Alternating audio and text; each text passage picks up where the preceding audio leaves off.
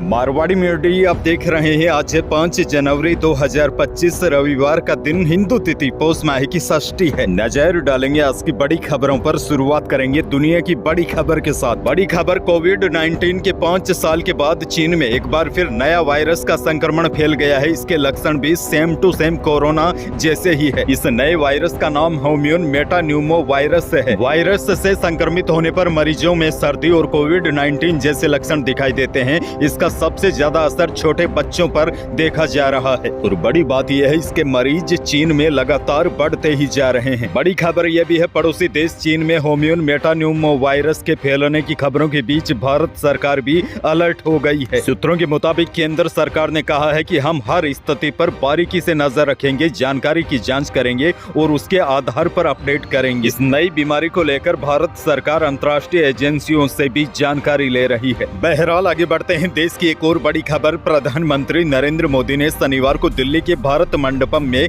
ग्रामीण भारत महोत्सव 2025 का इनॉग्रेशन किया। पीएम ने कार्यक्रम को संबोधित करते हुए कहा कि मेरा ज्यादा समय गांव देहात में गुजरा है। मैंने परेशानियों को करीब से देखा है, इसीलिए समस्याओं को हल करने का सपना देखा है। पीएम मोदी बोले, पहले हमारे देश के सीमावर्ती गाँव को लेकर सोच क्या थी, उन्हें देश का आखिरी गाँव कहा जाता था। हमने ये सोच बदली। हमने बताया कि सूरज की पहली और आखिरी किरण यहीं पर पड़ती है। ये मोदी बोले, यह हमारे लिए प्रथम गांव है। इसके लिए वाइब्रेंट विलेज योजना भी शुरू की है। आपको बता दूं, ग्रामीण भारत महोत्सव 4 से 9 जनवरी तक चलेगा। महोत्सव की थीम विकसित भारत 2047 के लिए एक बेहतरीन ग्रामीण विकास का निर्माण रखी गई है। आगे बढ़ेंगे। एक और बड़ी खबर, पीएम मोदी की ओर से भेजी गई चादर ख्वाजा मोइनुद्दीन चिश्ती की दरगाह पर चढ़ाई गई। अजमेर दरगाह विवाद के बीच शनिवार को केंद्रीय अल्पसंख्यक कार्य मंत्री तथा संसदीय कार्य मंत्री किरेन रिजिजू पीएम की ओर से भेजी गई चादर लेकर दरगाह पहुंचे थे।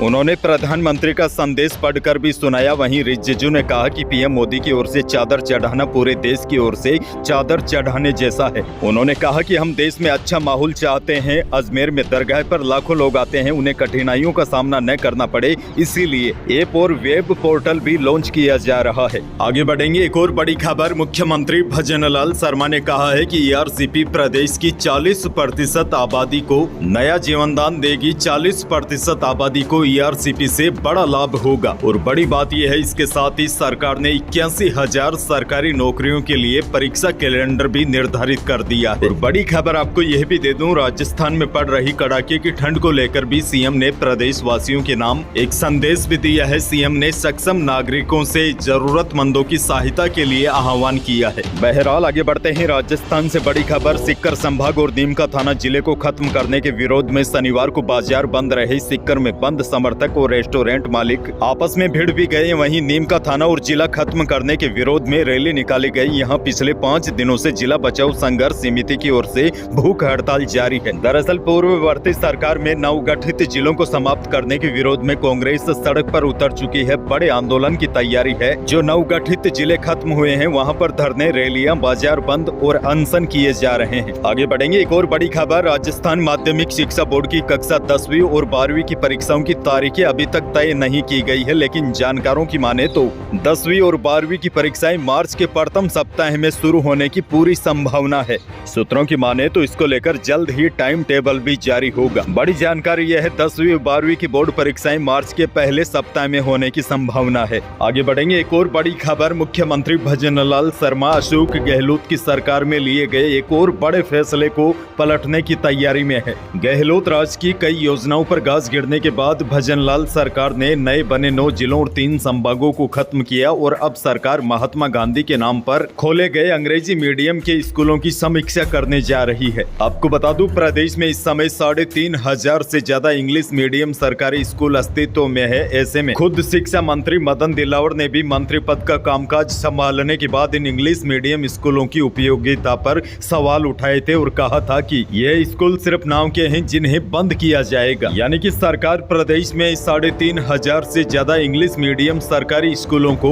बंद करने का बड़ा फैसला ले सकती है। आगे बढ़ेंगे। जयपुर में महिला पटवारी को कुएं और बोरवेल ढकने की झूठी रिपोर्ट देने पर सस्पेंड कर दिया गया। इसका खुलासा तब हुआ जब पटवारी के इलाके में पतंग उड़ाते समय खुले कुएं में 10 साल का अनुज गिर गया। हादसे में अनुज की मौत हो गई थी। दरअसल सरकार ने सख्त आदेश दे रखा है कि खुले बोरवेल को बंद करने चाहिए, लेकिन कई जगह अधिकारी लापरवाही बरत रहे हैं और झूठी रिपोर्ट दे रहे हैं कि उन्होंने अपने इलाके की सारी खुली बोरवेलों को बंद करा दिया है। इस प्रकार के अधिकारी झूठी रिपोर्ट सरकार के सामने पेश कर रही है, लेकिन जमीनी हकीकत कुछ और है। अब सरकार सख्त हो गई है। जयपुर में महिला पटवारी को बोरवेल ढकने की झूठी रिपोर्ट देने पर सस्पेंड भी कर दिया है। आगे बढ़ जाते हैं। एक और बड़ी खबर। राजस्थान पुलिस ने एक साथ 11 थानेदारों को सस्पेंड कर दिया है। यह सभी एएसआई भर्ती परीक्षा घोटाले में शामिल रहे थे। इस मामले में पकड़े जाने के बाद जेल की हवा भी खा चुके हैं, लेकिन बाद में यह जमानत पर बाहर भी आ गए थे। लेकिन अब बड़ी कार्रवाई करते हुए एएसआई भर्ती परीक्षा घोटाले में शामिल इन 11 थानेदारों को सस्पेंड कर दिया है।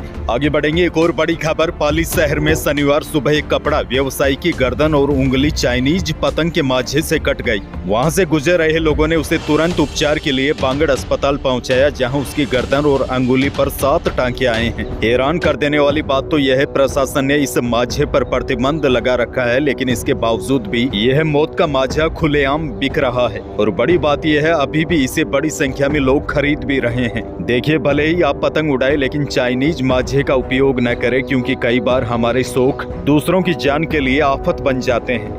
आगे बढ़ जाते हैं। मौसम को लेकर भी बड़ी खबर है। आज से एक बार फिर राजस्थान के मौसम में बदलाव देखने को मिलेगा। पश्चिमी विक्षोभ के असर से प्रदेश में दोबारा मेघ गर्जन के साथ बारिश की स्थिति बन सकती है। खास करके बीकानेर संभाग के गंगानगर, हनुमानगढ़ के एरिया में रविवार को बादल छाने के साथ कहीं कहीं पर हल्की बूंदाबांदी हो सकती है। हालांकि यह विक्षोभ काफी कमजोर है, तो ज्यादा बारिश नहीं दे पाएगा। वहीं मौसम विभाग ने कहा है कि इस विक्षोभ के आगे बढ़ जाने के बाद 7 या 8 जनवरी से प्रदेश में एक बार फिर उत्तरी हवा का असर बढ़ेगा और तापमान गिरने से सर्दी तेज होने की संभावना है। फिलहाल पूर्वी राजस्थान में मौसम साफ बना रहेगा, लेकिन सुबह और रात के समय कोहरा छाए रहने का भी अनुमान है। आखिर में आपके लिए एक और बड़ी और काम की अपडेट। अब 18 साल से कम आयु के बच्चों को सोशल मीडिया पर अकाउंट खोलने के लिए अपने पेरेंट्स की सहमति लेना जरूरी होगा। यानी कि अगर आपका बच्चा 18 साल से कम है तो वह फेसबुक, यूट्यूब, इंस्टाग्राम या अन्य सोशल मीडिया प्लेटफॉर्म पर आपकी अनुमति लिए बगैर अकाउंट नहीं खोल सकता। यह सरकार ने नया नियम जारी किया है। आपको बता दो, अभी हाल ही में विश्व स्वास्थ्य संगठन यानी कि WHO ने भी कहा था कि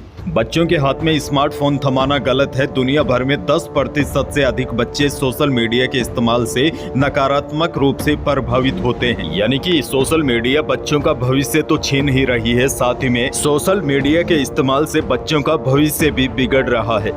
तो यही थी प्रदेश और देश की आज की बड़ी और महत्वपूर्ण खबरें। वीडियो को लाइक करना बिल्कुल न भूलिए और चैनल पर नए हैं तो सब्सक्राइब भी कर लीजिए, ताकि आप अपडेट रहे बड़ी और काम की खबरों से। धन्यवाद।